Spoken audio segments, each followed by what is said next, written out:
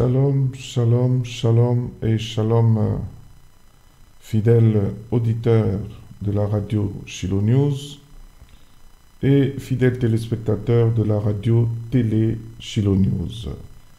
Je vous salue dans le précieux et glorieux nom de Jésus-Christ, notre Seigneur et notre Sauveur, qui nous donne la grâce de nous retrouver en ce jour-ci pour être dans sa présence au travers de cette émission intitulée « En vérité, je vous le dis ». Cette émission dominicale, cette émission apostolique et cette émission prophétique que vous aimez et que vous avez l'habitude de suivre. Bien-aimés dans le Seigneur, je suis bel et bien votre frère, le bishop Moses Bello Di Cristo. J'ai la joie de pouvoir prendre place avec vous tout autour de la personne du Seigneur Jésus-Christ en ce jour, selon qu'il est dit, là où 2 ou 3 sont assemblés en mon nom, je suis là au milieu d'eux. Que le Seigneur Jésus-Christ soit donc au milieu de nous durant tout ce temps de partage que nous avons à avoir tous ensemble. Que la paix de Dieu, qui surpasse toute intelligence, puisse garder vos cœurs et vos pensées en Jésus-Christ, notre Seigneur et notre Sauveur. Bien-aimés dans le Seigneur, vous me permettrez de me débarrasser de mes écouteurs de manière à ce que je puisse entrer dans le vif de notre sujet d'aujourd'hui. Oui, effectivement, bien-aimés dans le Seigneur, aujourd'hui nous avons notre message intitulé « Le prix de l'excellence ». Le prix de l'excellence. Nous aimerions parler de ce que cela exige pour que nous puissions avoir une vie de l'excellence. Alors, pour ce faire, je m'en vais lire dans Jacques au chapitre 1er. Il est dit ici, n'est-ce pas, au verset 17 comme au verset 18, « Toute grâce excellente et tout don parfait descendent d'en haut, du Père des Lumières, chez lequel il n'y a ni changement, ni ombre de variation. Il nous a engendrés selon sa volonté, par la parole de vérité, afin que nous soyons en quelque sorte les prémices de ses créatures. Gloire au Seigneur. Bien-aimés, le prix de l'excellence. Toute grâce qui est excellente, tout don qui est parfait, nous vient d'en haut. Et c'est l'Éternel notre Dieu, le Père des Lumières, chez lequel il n'y a ni changement, ni ombre de variation, qui nous l'accorde. La grâce que Dieu nous accorde est une grâce excellente. C'est une grâce qui contient les meilleures promesses. C'est une grâce qui nous établit dans l'excellence. C'est une grâce qui nous place au devant de tout ce que Dieu a fait. Et ici, dans le verset 18, il est dit qu'il nous a engendrés selon sa volonté, par la parole de vérité, afin que nous soyons en quelque sorte les prémices de ces créatures. De toutes les créatures de Dieu, Dieu a voulu que nous puissions être engendrés selon sa volonté, selon qu'il est dit à tous ceux qui l'ont reçu, elle, la lumière, leur a donné le pouvoir d'être appelés enfants de Dieu, lesquels sont nés ni selon la volonté de la chair, du sang, ni de l'homme, mais selon la volonté de Dieu. Donc c'est la volonté souveraine de Dieu qui nous établit dans cette grâce excellente. C'est la volonté souveraine de Dieu qui nous accorde ce don parfait. Et c'est la volonté souveraine de Dieu qui nous place au devant, qui nous place à la tête. Il est dit que tu seras la tête et non la queue. Tu seras en haut et non en bas.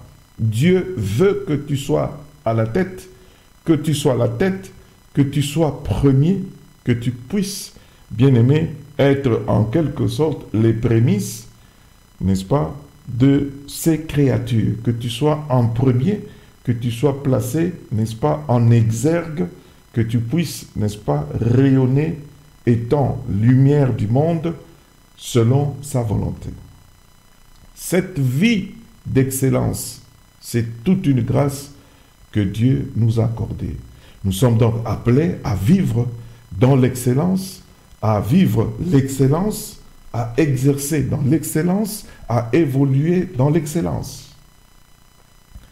Mais cette vie d'excellence, cette excellence nécessite un prix, nécessite un certain comportement de notre part, nécessite une certaine attitude de notre part. Ainsi, bien-aimés, lorsque nous comprenons comment ajuster notre attitude, cela nous permettrait, n'est-ce pas, de changer aussi notre altitude. Et si notre attitude spirituelle pouvait donc évoluer, ainsi notre altitude spirituelle aussi pourrait donc s'élever. Et Dieu nous attend à ce point-là, le plus élevé, qui est le point de l'excellence. C'est l'état de l'excellence. C'est l'état, n'est-ce pas, de la perfection. Ainsi, Dieu nous dit, en parlant dans ces termes, « Soyez donc parfaits, comme votre Père Céleste est parfait. » Dieu nous attend à ce niveau-là. Et pour arriver à ce niveau-là, bien-aimés, d'élévation spirituelle, il nous faut donc comprendre quel est le prix qu'il nous faudrait donc payer pour que nous puissions nous établir concrètement à ce niveau-là que Dieu nous a déjà accordé par sa grâce excellente. Ainsi, nous voulons naviguer un tout petit peu dans la parole de Dieu pour essayer de comprendre, n'est-ce pas, cette notion d'excellence et du prix qu'il y a à payer pour que nous puissions réellement être établis dans cette excellence. Ainsi donc, bien-aimés dans le Seigneur, j'aimerais commencer par le livre de Daniel, le prophète. Et dans ce livre de Daniel, le prophète, nous allons apprendre quelques notions qui auraient poussé, n'est-ce pas, Daniel et les 3 autres jeunes qui étaient avec lui à accéder à ce niveau supérieur et à se distinguer, à être élevé dans une dimension spirituelle qui était, n'est-ce pas, extraordinaire. Nous allons donc devoir lire dans le livre de Daniel. Daniel, cet homme exceptionnel, Daniel d'ailleurs, n'est-ce pas, dont le nom signifie simplement « Dieu est mon juge ». Nous trouvons le livre du prophète Daniel dans l'Ancien Testament et nous allons donc lire le texte en commençant par son premier chapitre, à partir du premier verset aussi. Le livre de Daniel nous dit ceci au chapitre 1er, verset 1er et la suite. La 3e année du règne de Joachim, roi de Juda, Nebuchadnezzar, roi de Babylone, marcha contre Jérusalem et l'assiégea. Le Seigneur livra entre ses mains Joachim, roi de Juda, et une partie des ustensiles de la maison de Dieu. Nebuchadnezzar emporta les ustensiles au pays de Shinéar, dans la maison de son Dieu. Il les mit dans la maison du trésor de son Dieu. Nous sommes donc ici dans une situation de déportation. Le roi babylonien s'impose sur, n'est-ce pas, le roi de Juda et l'emporte en captivité à Babylone. Verset 3, le roi donna l'ordre à Ashpenaz, chef de ses eunuques, d'amener quelques-uns des enfants d'Israël de race royale ou de famille noble, des jeunes garçons sans défaut corporel, beaux de figure, doués de sagesse, d'intelligence et d'instruction, capables de servir dans le palais du roi et à qui l'on enseignerait les lettres et la langue des Chaldéens. Donc, le roi Nebuchadnezzar, roi babylonien, en sortant pour emmener, n'est-ce pas, le roi de Juda en captivité, il aura aussi ordonné qu'on puisse lui prendre la crème de la crème, des jeunes gens qui font partie de la classe royale et qui sont de familles nobles et qui ont des capacités qu'on aurait, n'est-ce pas, détectées en eux. Donc, bien-aimés dans le Seigneur, c'est ainsi que dans cette foulée, Daniel s'est retrouvé aussi dans le choix d'Ashpenaz, chef des eunuques du roi de Babylone. C'est comme ça que Daniel est allé avec les autres jeunes gens, n'est-ce pas, en captivité.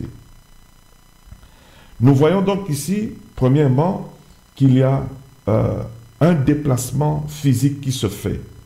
Daniel est arraché de sa vie normale dans le pays de Juda et est obligé d'aller, n'est-ce pas, en captivité, de quitter sa terre pour aller à l'étranger. C'est un déplacement physique qui s'effectue et ce déplacement physique vers un pays inconnu pour lui serait donc déjà une raison de comprendre qu'il a été arraché de son cadre physique habituel pour un cadre qui est pour lui nouveau et inconnu. Donc, bien-aimés dans le Seigneur, nous voyons que la deuxième démarche du roi de Babylone, le roi leur assigna, à partir du verset 5, pour chaque jour une portion des mets de sa table et du vin dont il buvait, voulant les élever pendant 3 années, au bout desquelles ils seraient au service du roi. Donc ils sont déportés, ils sont emmenés en captivité, et dès qu'ils arrivent en captivité, le roi s'arrange pour que ces jeunes gens puissent être rééduqués, mais selon la manière de Babylone. C'est-à-dire, on devrait opérer sur eux quelque part un lavage de cerveau, si vous me passez le terme, c'est-à-dire, quelque part, on engageait un changement d'identité qui devrait s'opérer sur ces jeunes hommes. Ils quittent leur pays, ils sont arrachés de leur cadre physique naturel pour aller dans un pays étranger. Et arrivé dans un pays étranger, le roi a le projet de les transformer à sa guise, selon, n'est-ce pas, sa volonté, et de leur inculquer des choses qui seraient propres, n'est-ce pas, à Babylone et non à Juda. Alors, nous allons voir dans la suite, il y avait parmi eux, d'entre les enfants de Juda, Daniel, Anania, Michaël et Azaria. C'étaient les 4 jeunes hommes, n'est-ce pas, dont il s'agit ici. Au verset 7, il nous est dit, le chef des eunuques leur donna des noms. Donc le changement d'identité ne consistait pas seulement à les rééduquer selon Babylone, c'est-à-dire à leur inculquer des nouvelles notions selon la culture babylonienne, selon les notions qui sont pour eux des notions étrangères, mais aussi il fallait changer leur identité en changeant aussi leur nom. Ils s'appelaient de leur vrai nom Daniel, Anania, Michaël et Azaria. Mais le chef des eunuques leur donna des noms, mais des noms étrangers, des noms babyloniens. d'où des noms païens. Alors, à Daniel, on donna le nom de Belchassar, et à Anania, celui de Shadrach, à Michaël, celui de Meshach, et à Azaria, celui d'Abed-Nego. Et bien aimé dans le Seigneur, aujourd'hui, n'est-ce pas, ces noms babyloniens, ces noms étrangers, ces noms païens sont beaucoup plus connus, n'est-ce pas, dans les milieux chrétiens que les vrais noms de ces jeunes gens qui venaient, n'est-ce pas, du pays de Juda. Leur vrai nom, c'est Daniel, c'est Anania, c'est Michaël, c'est Azaria. Mais puisqu'ils ont été déportés, puisqu'ils sont allés en captivité, alors ils doivent subir, n'est-ce pas, ce changement d'identité dans l'éducation qu'ils vont recevoir et par-dessus tout aussi dans le changement de leur nom. Et le nom, par exemple, que Daniel a reçu, c'était le nom de Belchassar. Et lorsque nous cherchons à comprendre ce que cela veut dire, il est dit que ce nom de Belchassar signifie prince, n'est-ce pas, de Bel, c'est-à-dire faveur du dieu Bel, en d'autres termes, dit Baal. Donc, on applique sur quelqu'un de manière autoritaire, de manière forcée, un nom qu'il n'a jamais porté dans la vie. Et ce nom-là n'est pas en train de glorifier son Dieu à lui, l'éternel Dieu, n'est-ce pas?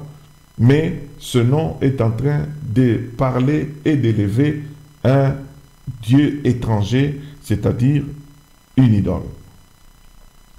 Ainsi donc, bien-aimés, nous voyons au verset 8 que Daniel, malgré ce déplacement, malgré, n'est-ce pas, cette captivité, et malgré ce processus de changement culturel, de changement de nom, de changement d'identité qui leur a été imposé, Daniel a une disposition intérieure qui, n'est-ce pas, démontre son attachement à l'Éternel, n'est-ce pas, le Dieu de ses pères, à l'Éternel, le Dieu d'Israël.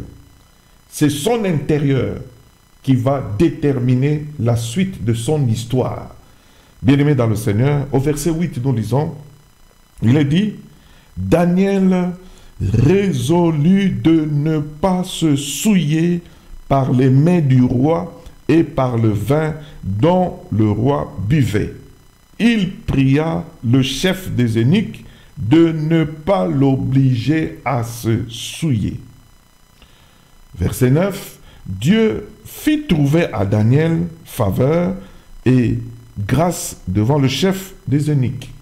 Le chef des eunuques dit à Daniel, je crains mon Seigneur le roi qui a fixé ce que vous devez manger et boire.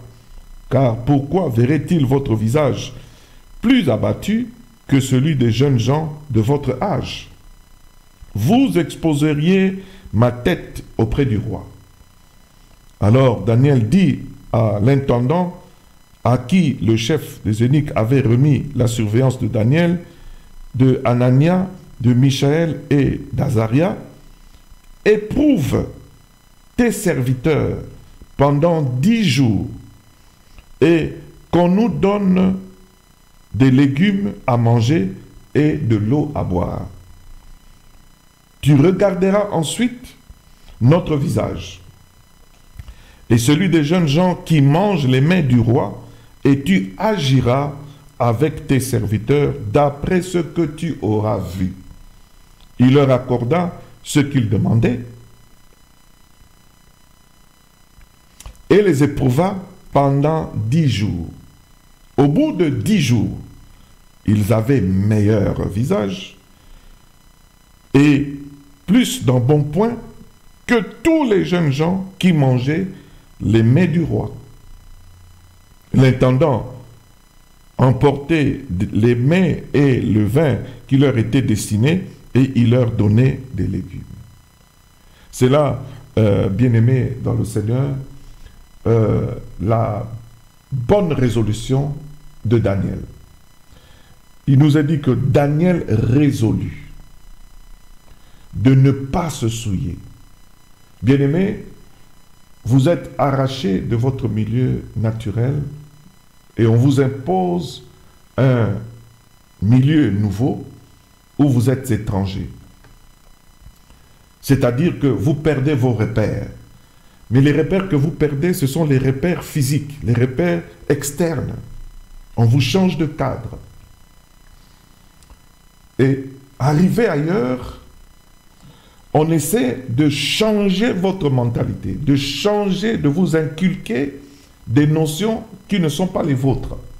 C'est-à-dire, en quelque sorte, on pourrait dire qu'on exerce sur vous ce qu'on appelle un lavage de cerveau. On vous change votre identité. On voudrait vous programmer à fonctionner selon, n'est-ce pas, l'extérieur, c'est-à-dire selon le roi de Babylone. Alors le roi de Babylone prévoyait d'avoir ces jeunes gens comme serviteurs tout autour de lui. Mais avant de les avoir, il fallait les préparer selon sa guise, selon son entendement.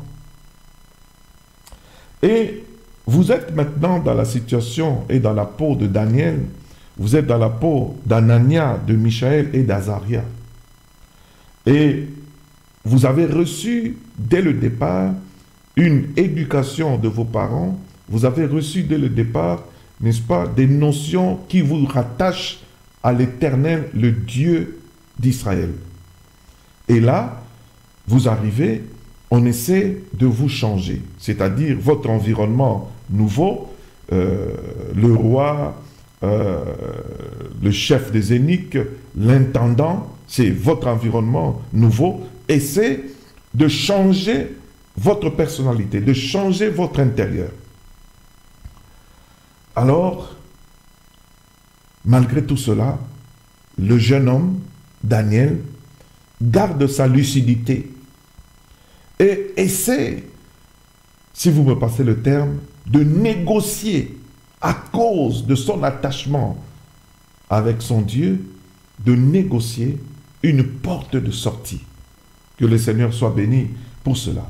Mais j'aurais voulu, n'est-ce pas, parler de cet exemple de Daniel pour nous signifier, bien-aimés, que ici nous sommes en train de vivre une grande confrontation entre l'intérieur de Daniel et l'extérieur de Daniel. L'extérieur de Daniel a complètement été bouleversé parce que Daniel n'était plus dans son cadre naturel où il est né, où il a grandi. L'extérieur de Daniel avait désormais des gens, n'est-ce pas, tout autour de lui, qui lui imposaient des choses qu'il ne concevait pas comme étant les choses qui seraient, n'est-ce pas, qui lui seraient données par la volonté de Dieu.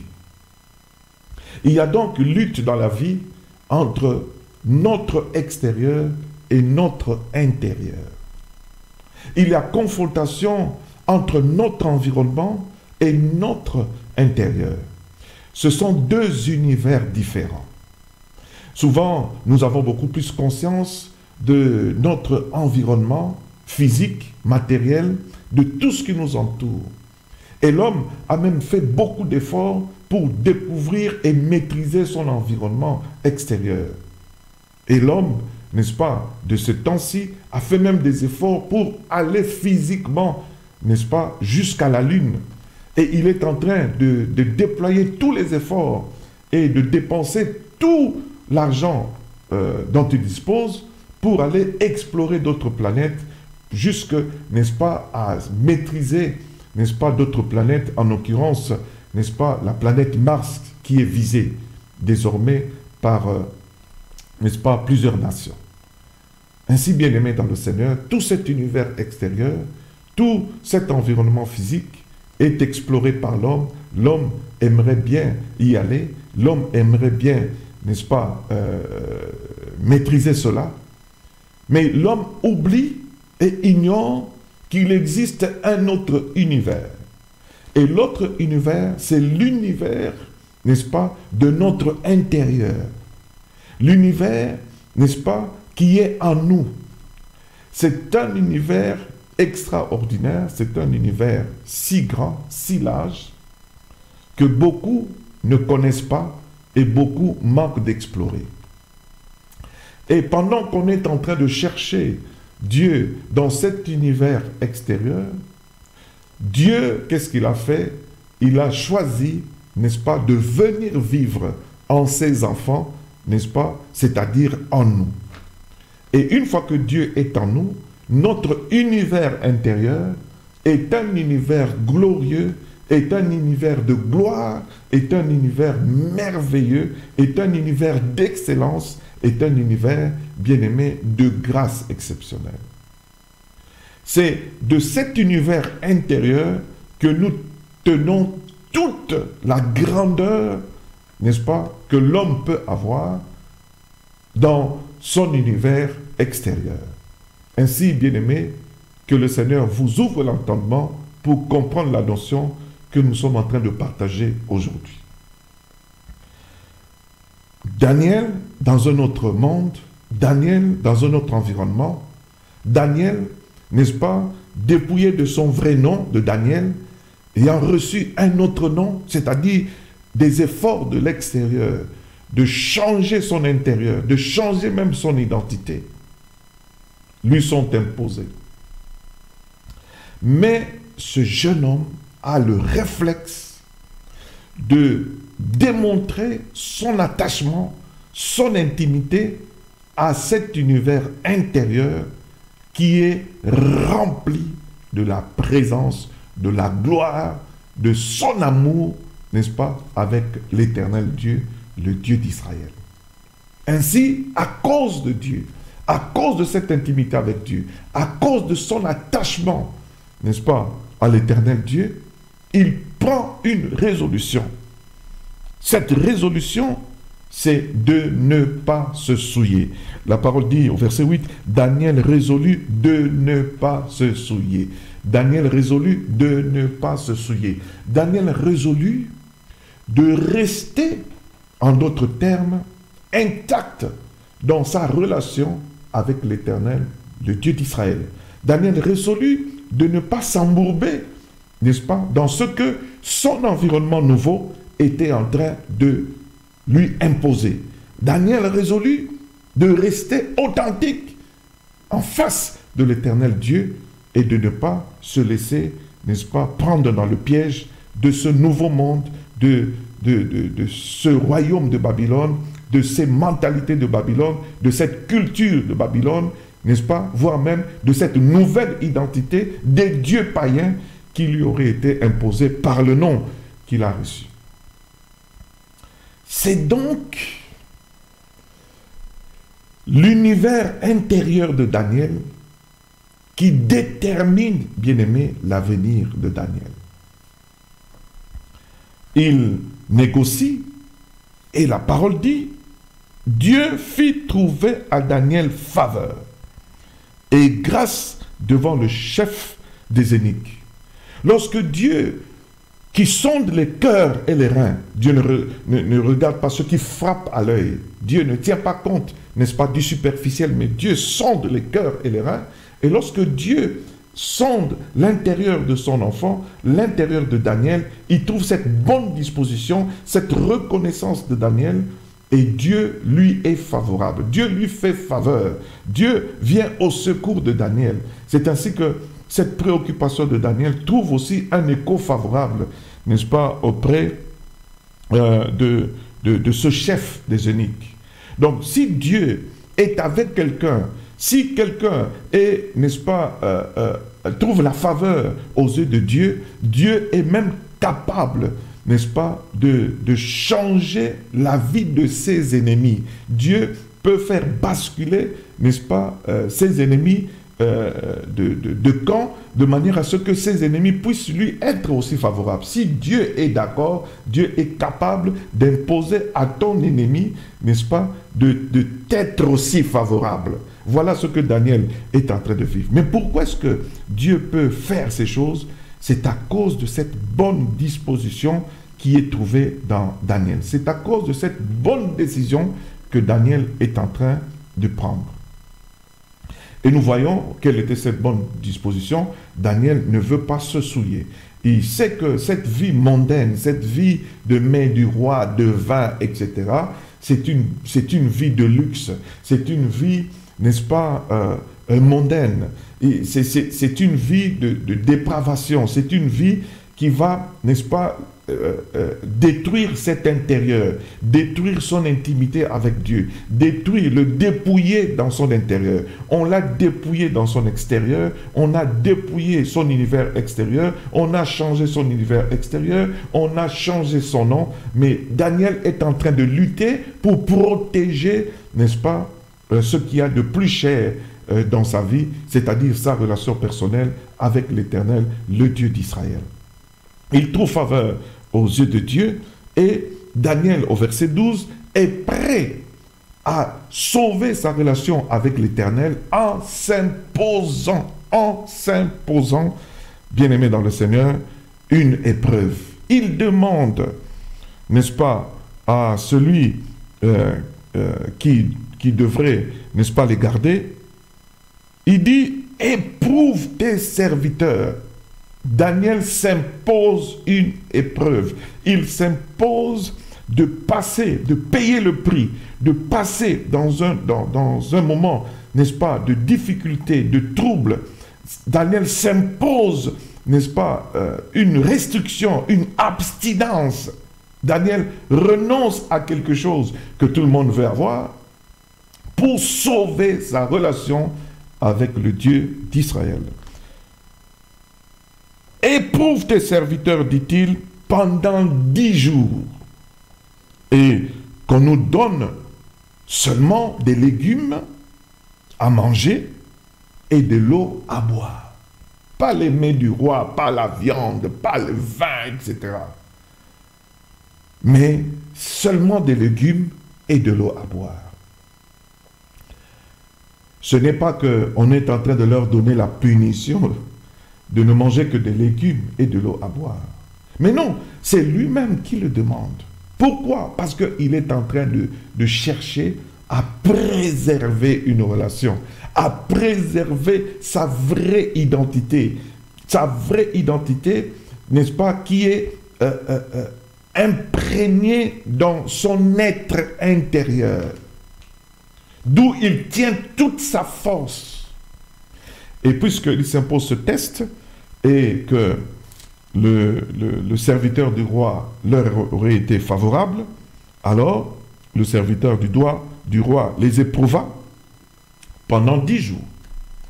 Et au bout de 2 jours, au lieu de voir ces jeunes gens fatigués, titubants comme ça, un peu malades et tout ça là, au contraire, il les voit en bonne forme. Ils ont, n'est-ce pas, le meilleur visage, et ils ont plus d'embonpoint que tous les jeunes gens qui mangeaient, n'est-ce pas, les mets du roi.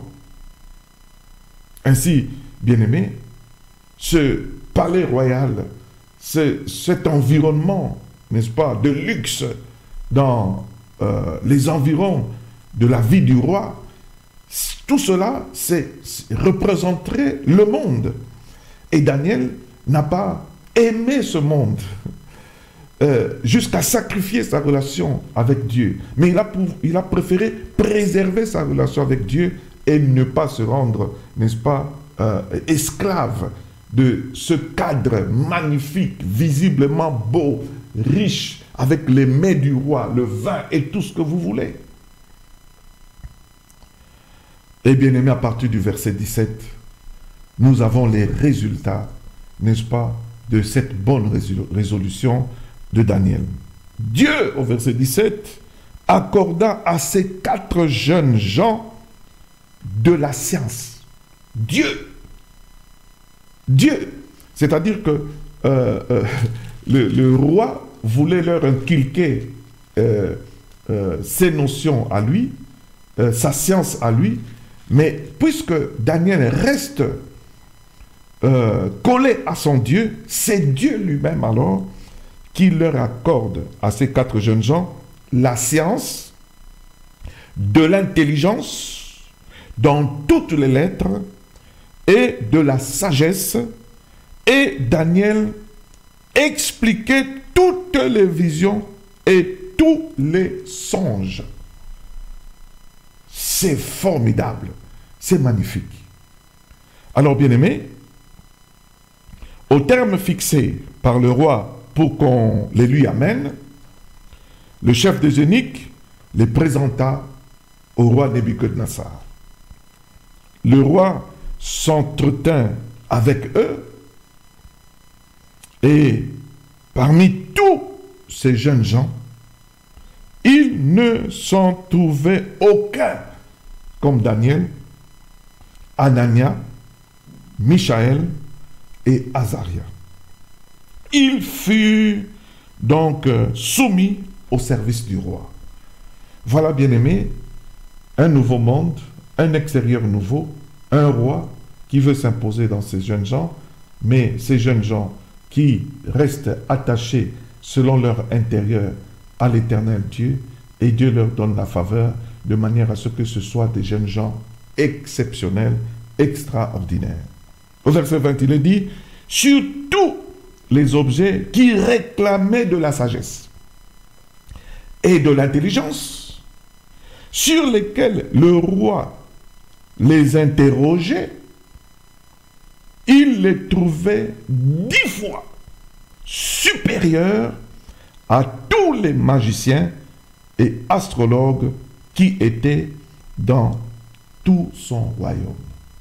Ces enfants sont de loin, alors beaucoup trop loin, au-dessus de ceux qui, dans ce royaume de Babylone, étaient toujours reconnus comme les gens détenant la sagesse, l'intelligence, n'est-ce pas, de répondre à toutes les questions et toutes les préoccupations du roi. Il les trouvait 10 fois supérieurs, 10 fois supérieurs. Alléluia. Vous pouvez vous représenter qu'est-ce que cela signifie être excellent et être dans l'excellence.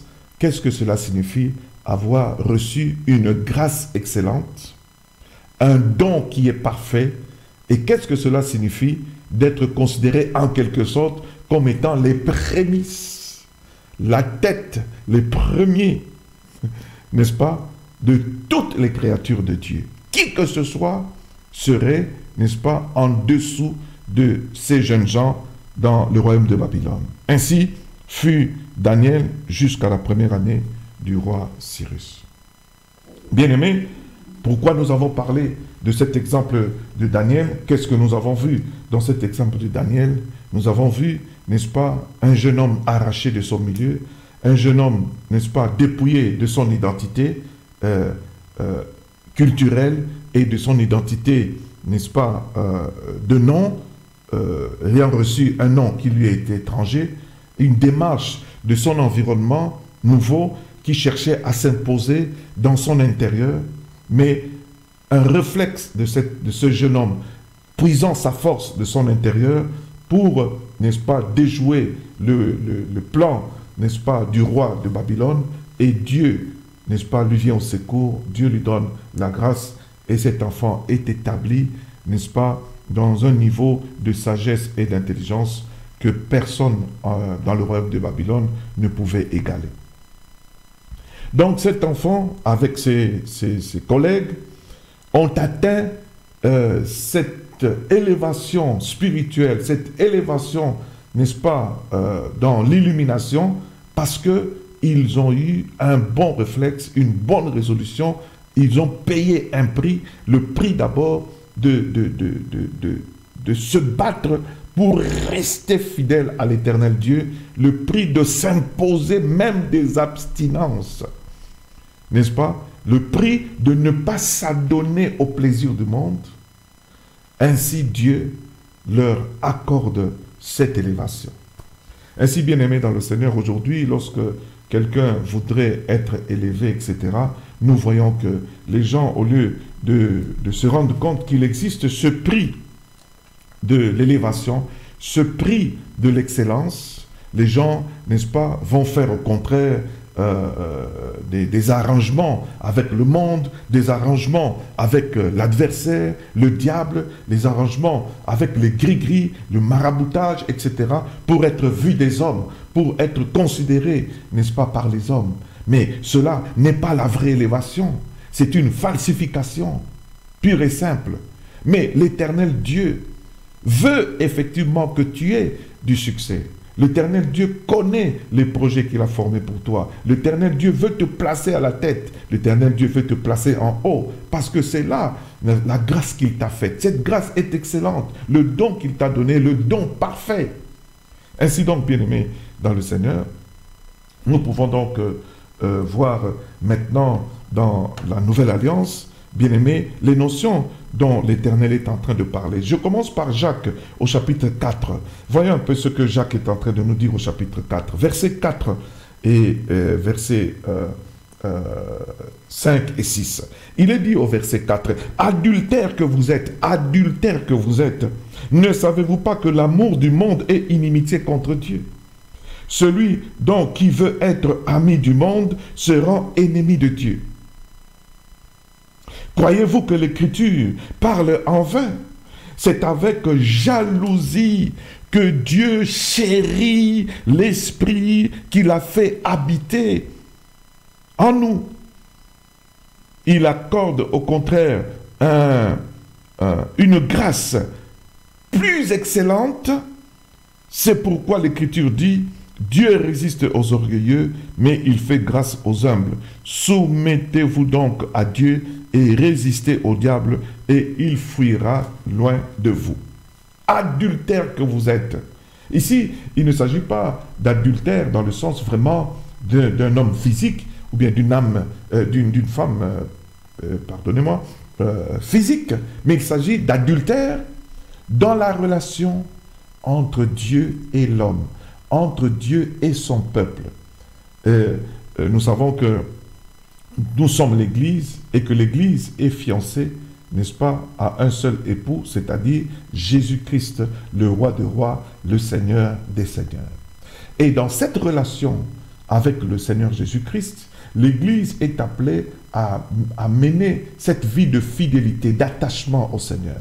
Mais lorsque nous prétendons faire partie du corps de Christ, lorsque nous prétendons appartenir à Dieu et que nous sommes en train de détourner notre regard de l'Éternel, notre Dieu, nos regards ne sont plus fixés sur Jésus-Christ, n'est-ce pas, avec lequel nous sommes fiancés, et que nous commençons à détourner ce regard et à regarder ailleurs, à préférer quelque chose d'autre en regardant notre univers, l'univers qui nous entoure, le monde qui nous entoure, l'extérieur qui nous entoure. Alors, bien-aimés dans le Seigneur, c'est en cela que l'Éternel dit « adultère que vous êtes ».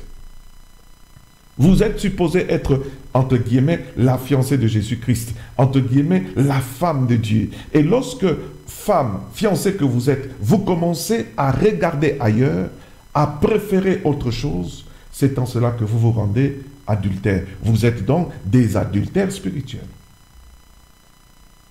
Et en quoi est-ce qu'on est adultère spirituel?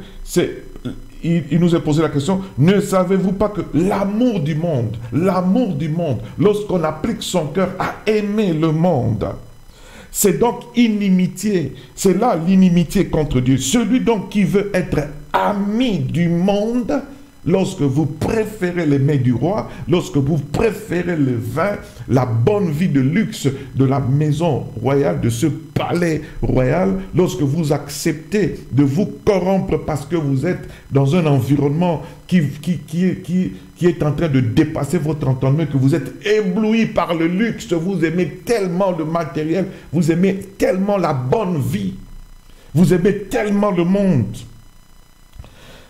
Alors la parole dit, vous qui veut être ami du monde se rend ennemi de Dieu. Donc vous voyez que Daniel a pris la bonne résolution de rester ami de Dieu, de rester attaché à Dieu en s'abstenant d'être ébloui de tout ce qui l'entourait. Est-ce que vous pouvez comprendre que c'était un jeune homme? Et être jeune signifie, c'est aimer la vie, aimer, n'est-ce pas, boire, manger, tout ça là, tout ce qui plaît à la chair. Mais un jeune s'abstient, n'est-ce pas, et se protège étant encore jeune. C'est-à-dire qu'il avait vraiment une disposition intérieure extraordinaire. Il tenait absolument à son Dieu. Et c'est formidable, bien-aimé dans le Seigneur. Alors, le verset 5 vient nous révéler quelque chose d'extraordinaire. Croyez-vous que l'Écriture parle en vain? C'est avec jalousie. Oh, alléluia.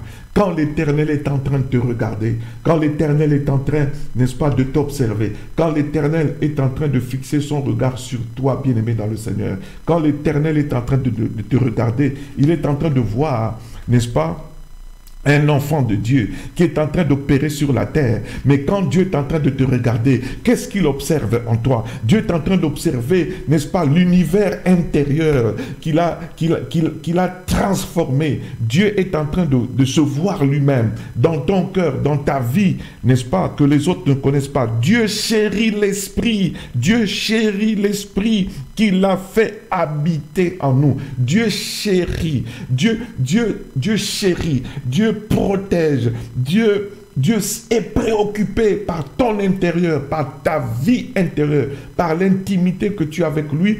Pourquoi? Parce que son esprit est en train de vivre en toi. Puisque Dieu t'a donné les arts de l'esprit, puisque Dieu t'a scellé du Saint-Esprit, puisque Dieu a fait de ton corps sa demeure, Dieu t'a fait le don de son esprit, Dieu est en train de chérir l'esprit. Dieu est en train de chérir l'esprit. C'est à cause de l'esprit de Dieu que Dieu est en train d'évaluer, n'est-ce pas, ton degré de fidélité et d'attachement et d'intimité vis-à-vis de lui. Si Dieu est en train de chérir son esprit et qu'il trouve que ton cœur est en train de reconnaître la grandeur de l'esprit que Dieu t'a donné, alors tu seras ami de Dieu.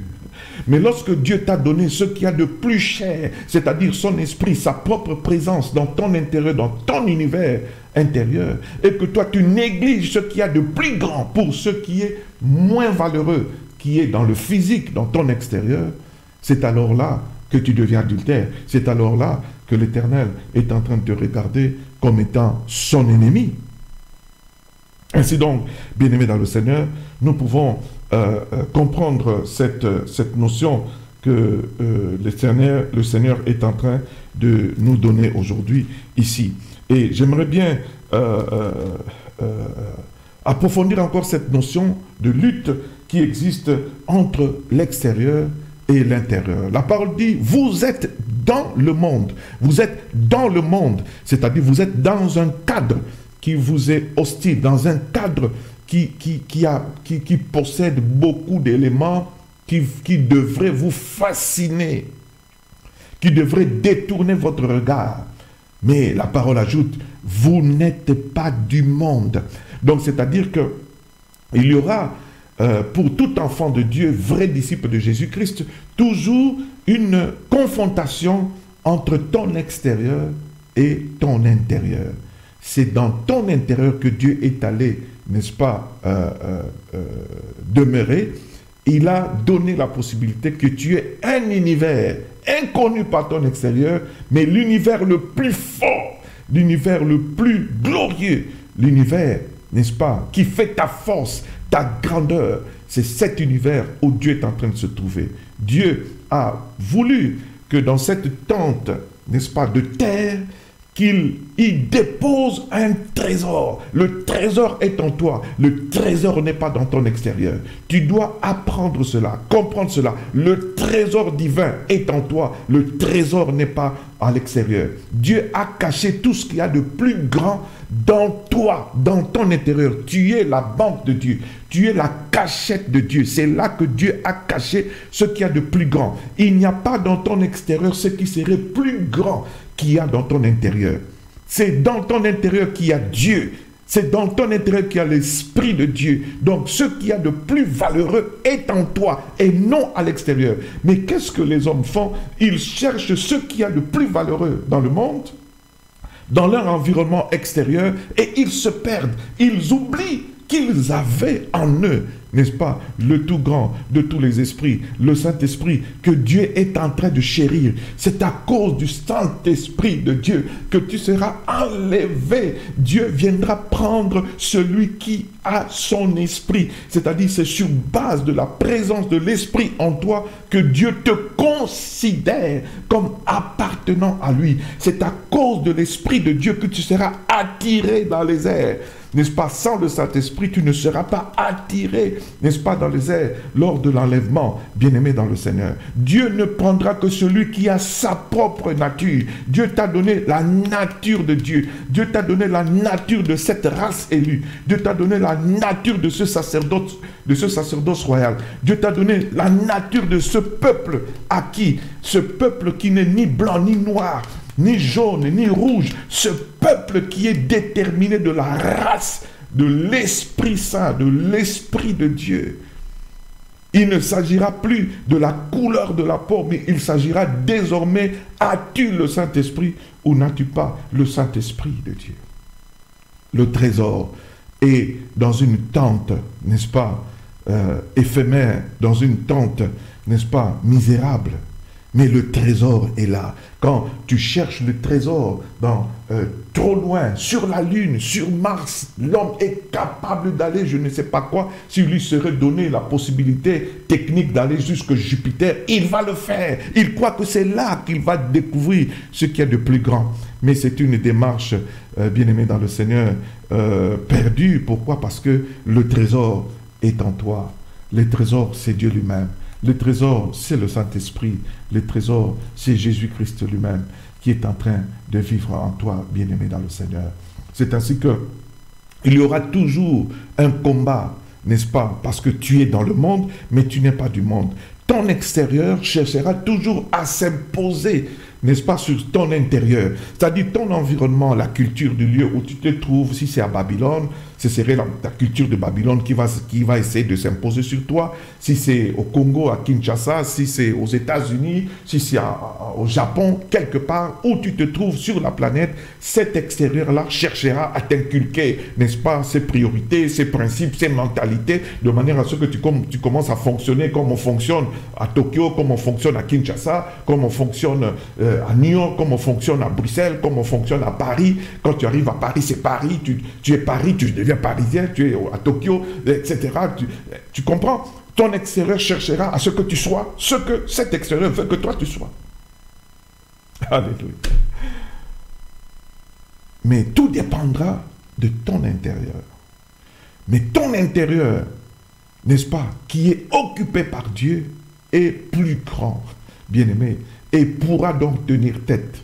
Et bien-aimé, écoutez, 1 Jean chapitre 4, verset 4 dit, « Vous, petits enfants, vous êtes de Dieu, et vous les avez vaincus, parce que celui qui est en vous est plus grand que celui qui est dans le monde. » 1 Jean chapitre 5, verset 19 nous dit, « Nous savons que nous sommes de Dieu et que le monde entier est sous la puissance du malin. » L'environnement extérieur, le monde matériel physique, le monde entier est sous la puissance du malin.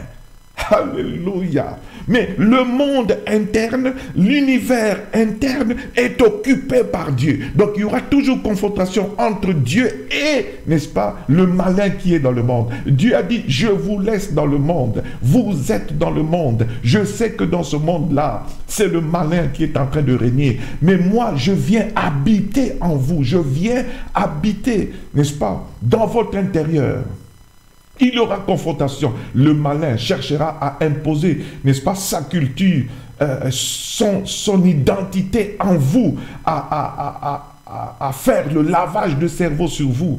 Mais écoutez, bien-aimés dans le Seigneur, celui qui est allé vivre en vous, l'esprit que Dieu chérit en vous, la présence de Jésus-Christ en vous, votre intérieur, bien-aimé, n'est-ce pas, est plus grand, est plus fort, est plus glorieux que le monde qui est en train de vous entourer. La parole de Dieu est formidable. Celui qui est en vous, celui qui est en vous est plus grand que celui qui est dans le monde.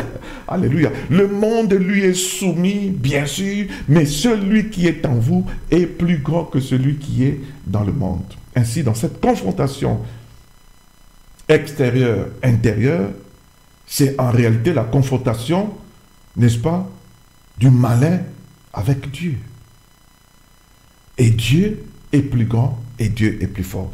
C'est ainsi que lorsque vous choisissez, vous prenez la bonne résolution comme celle de Daniel et que vous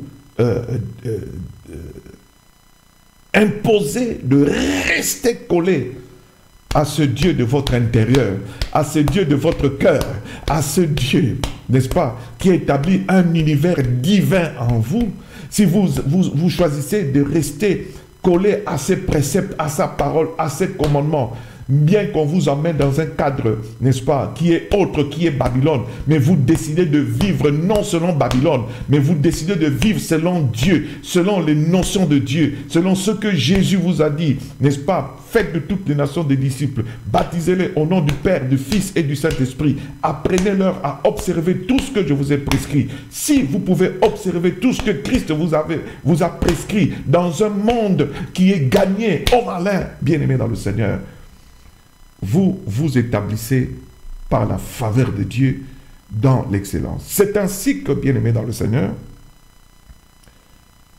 vous allez vous imposer sur votre extérieur. Alléluia. Quand vous faites la démarche d'aller vers l'extérieur pour être grand, vous vous séparez de Dieu, vous devenez ennemi de Dieu. Dieu veut vous élever. Dieu veut vous établir à la tête, mais non à la queue. Dieu veut que vous soyez en haut et non en bas. Mais Dieu veut que cette élévation, cet établissement dans la grandeur provienne de votre intérieur. Alléluia. Provienne de votre intérieur. Quand Dieu, n'est-ce pas, vous fait faveur, alors vous allez voir que Daniel sera reconnu dans le monde babylonien. Alléluia. Il sera reconnu jusqu'à être élevé au rang de ministre.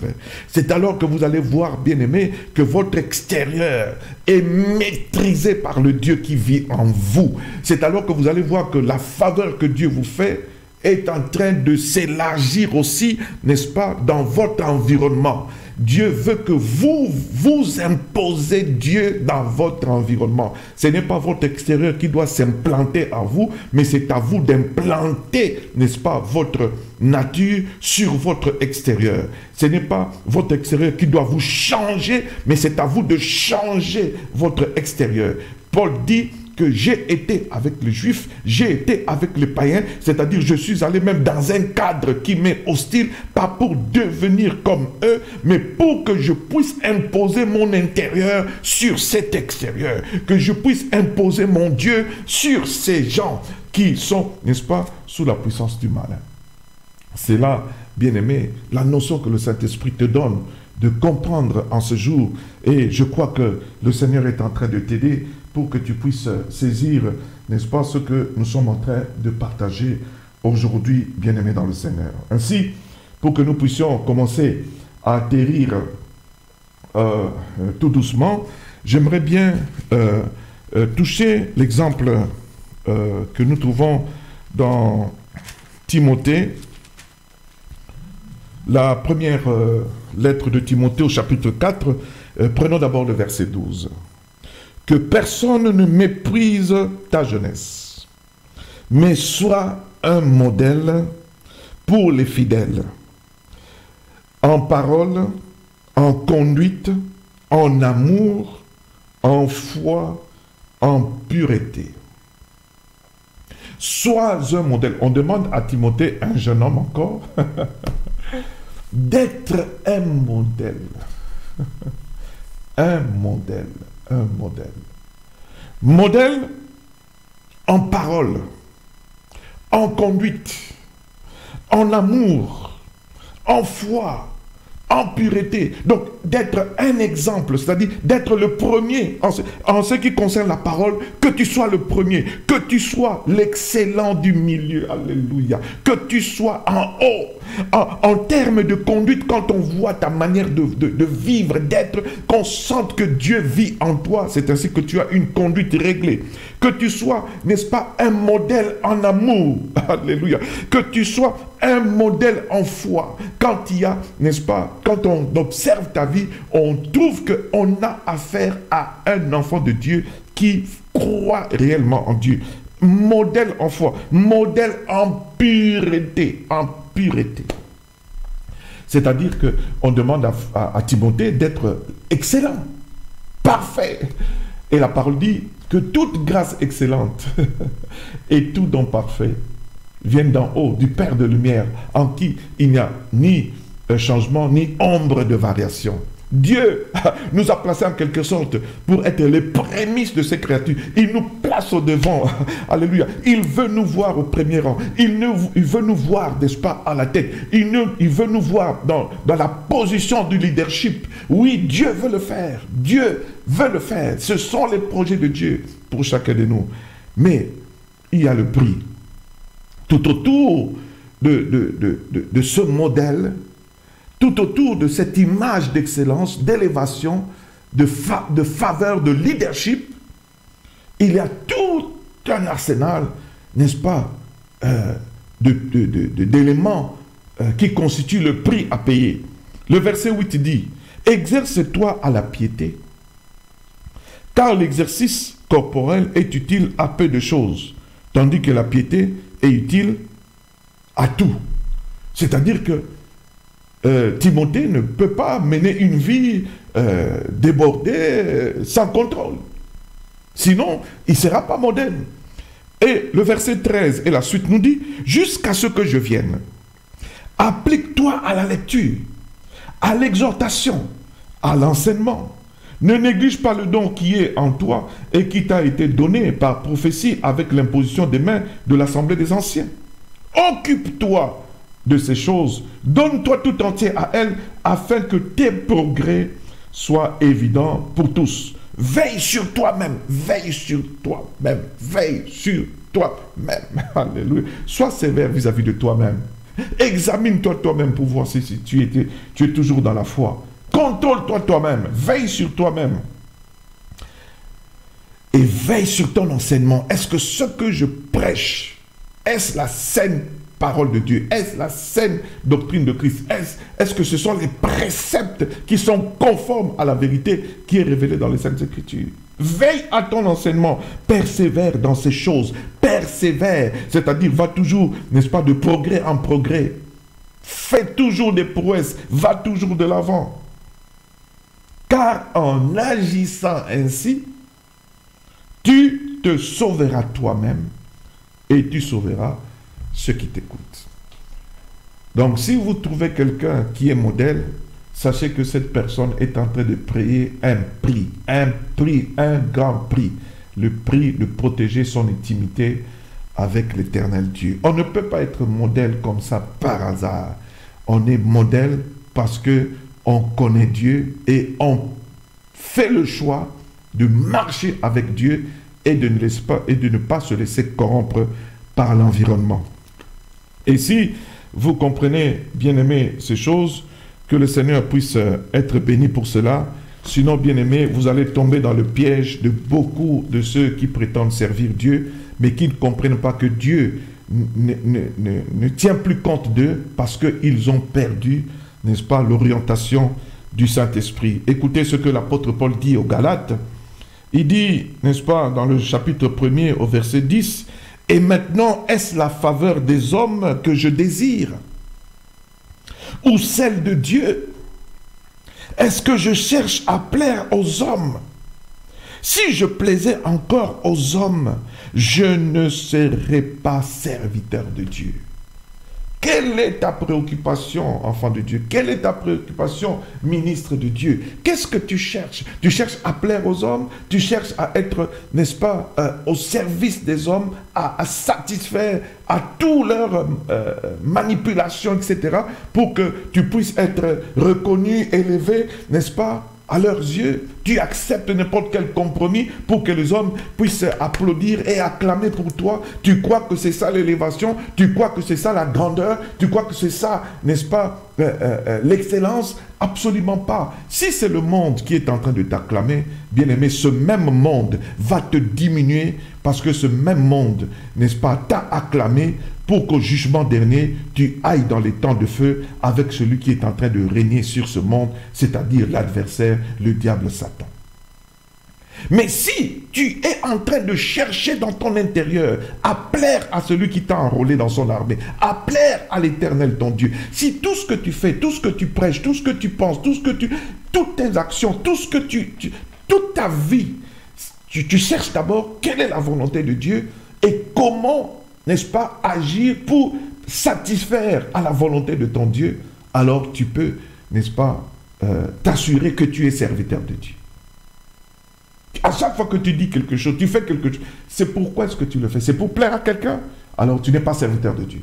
Mais si c'est pour Dieu que tu le fais, si c'est pour, n'est-ce pas, les intérêts de Dieu que tu es en train de le faire, c'est pour répondre à une préoccupation de Dieu, à un commandement de Dieu, à un précepte de Jésus-Christ, que tu es en train de faire quelque chose, alors sache que tu es serviteur de Dieu.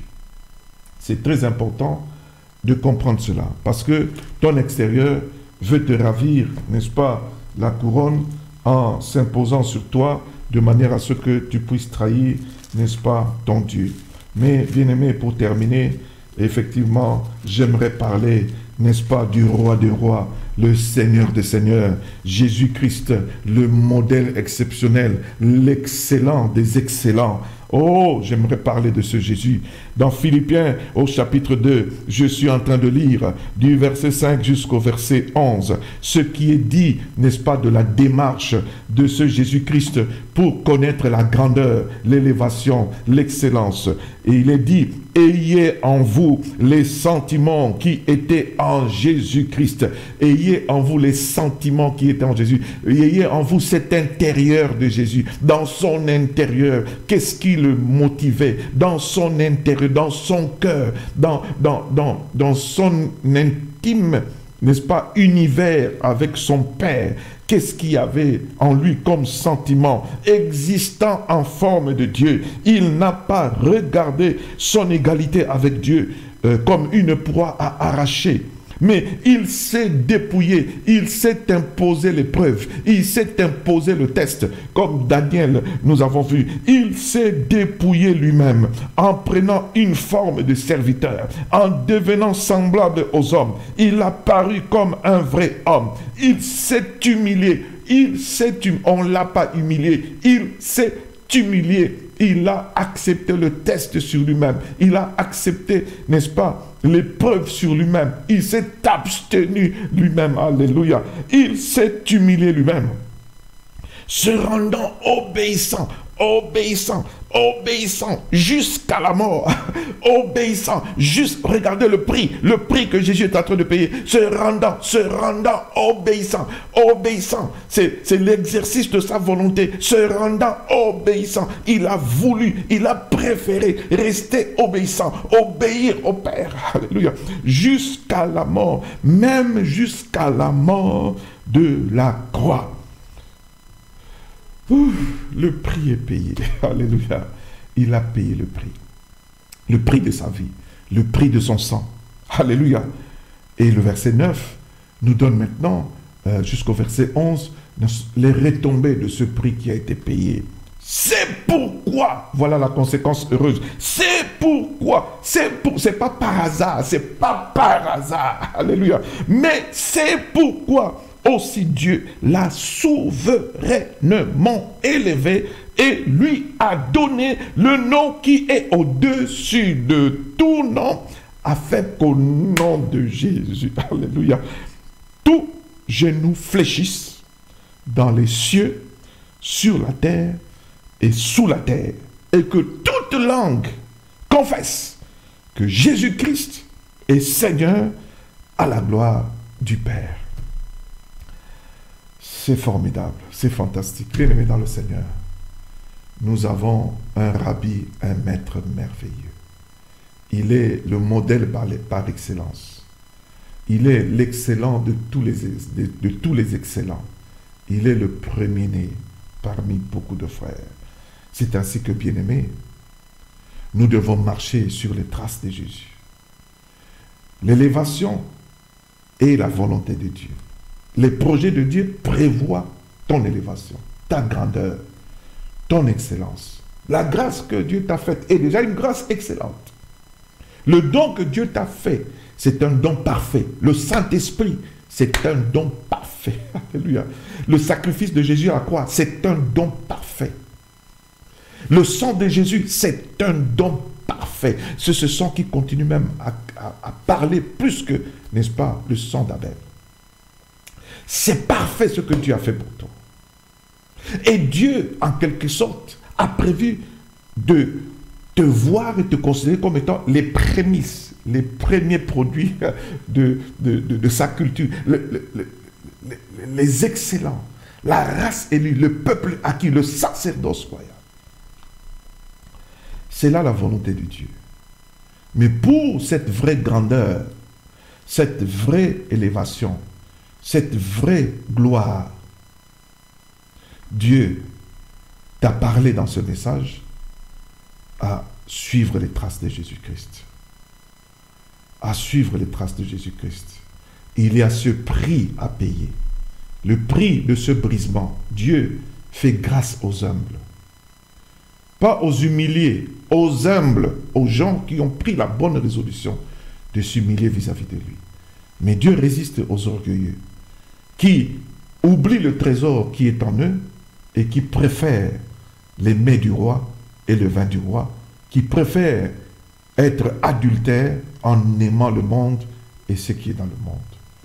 En ces termes, bien-aimés dans le Seigneur, que Dieu vous bénisse pour votre attention, que Dieu bénisse sa parole et que cette parole puisse trouver une place de choix dans votre cœur et que cette parole puisse être enracinée à vous. Que cette parole puisse, n'est-ce pas, rapporter dans votre vie les fruits qu'il vous faut dans la vie de foi. Et que cette parole puisse être mise en pratique afin que vous soyez établis sur le roc et que votre maison à vous, votre ministère à vous, votre vie à vous puisse rester ferme devant n'importe quelle épreuve qui lui sera imposée. Soyez, n'est-ce pas, dans la victoire vis-à-vis de la pluie, soyez dans la victoire vis-à-vis des eaux du ruisseau et soyez dans la victoire vis-à-vis de n'importe quel vent. Vous allez tenir bon, vous allez rester debout malgré n'importe quoi. Que votre intérieur s'impose sur votre extérieur. Parce que celui qui est en vous est plus grand que celui qui est dans le monde. En ces termes, je vous bénis et je vous invite à revenir la prochaine fois, dimanche prochain, dans cette émission EVV, en vérité, je vous le dis. Sur la même chaîne, la radio-télé, Shiloh News, la radio-école, la fréquence inspirée. Avec le même plaisir, je vous souhaite un bon week-end et bon début de semaine et que nous puissions nous revoir prochainement par la grâce de notre Seigneur. En ces termes, je vous bénis et je vous dis au revoir. Bye bye.